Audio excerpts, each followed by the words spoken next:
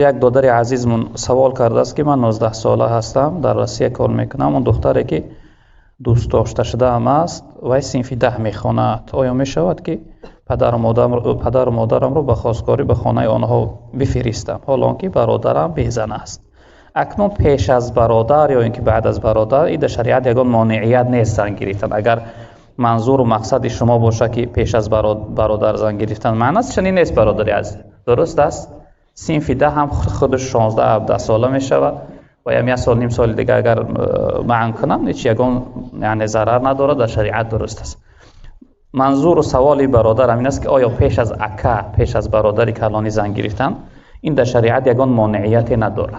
درست است. اگر برادر کلانی بیمار باشه، معذور باشه، یعنی یگان عذری داشته باشه، زن گرفتن نتونه بعد میستی تا مردن تا بزن، یا در شریعت یگان معنی نیست. درست است. انسان میتونه که پیش از برادرش زن بگیره.